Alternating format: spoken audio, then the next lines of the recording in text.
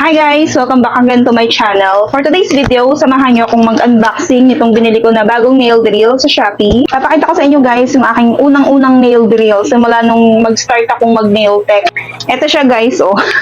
Ayan, medyo bugbog na talaga siya sa akin at tinan nyo naman. Ayan, meron na siya mga tape-tape. Pero gumagana pa to siya, as in, okay pa siya, goods pa siya. Kaya lang nag-upgrade kasi ako guys, 1 month ago, nag-upgrade tayo ng nail drill. So, ito na yung aking binili.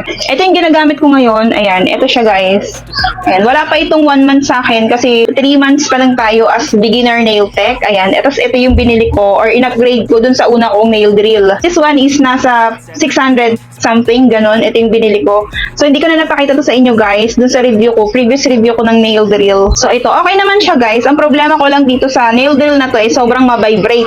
Yan. Grabe yung vibrate nito guys. At saka, medyo maingay din siya. At kapag ginagamit ko siya, ay talagang pati mata ko ay umuuga.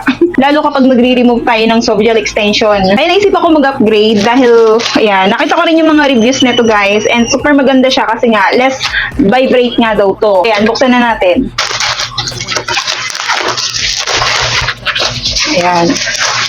So, ito yung box niya, guys. Ayan. Ganyan siya. Portable nail drill. Ayan. 35,000 RPM. Rechargeable. But itong binili ko, guys, is pwede kapag run out ganyan kasi rechargeable nga siya. And based na sa mga reviews na napanood ko is matagal siya talagang malowbat.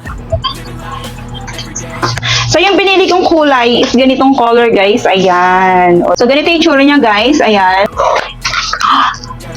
In fairness, mabigat to guys, kaysa dito sa isa. Ito is magaan talaga, as in magaan siya. Ito medyo mabigat. Tagalin na natin. So, ganyan siya guys. Ganda. Twist mo lang to kapag gusto mo siyang palitan. Or may ilalagay ka, twist mo lang siyang ganyan. Ito-twist mo siya tapos matatanggal to. Dito. Yan. Yan. Saksak lang dito. Ito para sa drill. Ito para sa charger. Ayan. Tapos dito mo rin siya i-open. Ano, pwede mong taasan siya hanggang 35, ayan, RPM, o diba? O. Tapos may reverse siya. So, pipindutin mo lang dyan kung alin ikot yung gusto mo. Ayan, left or right. Dito mo pala pipindutin guys kapag gusto mo siyang makita kung ilan pa yung battery niya. Ayan, dito. Pwede mo siyang isiksik ganon, isabit. Para dito. Ayan, para dyan. Tapos sisiksik mo siya dito sa may gilid guys. Ayan. Pero based naman doon sa mga nag-review nito guys, is talagang umabot ng taon sa kanila itong drill. At saka good thing guys, itong napunta sa atin hindi nag-uuga-uga. Kumbaga, wala siyang glitch. Kasi yung mga nakita ko dun sa iba, digital display niya is may glitch. Ito wala. Ayan, clear siya, walang uga-uga. Try natin tong one. Ayan guys, umiikot na siya. Galing! Ayan, testing natin.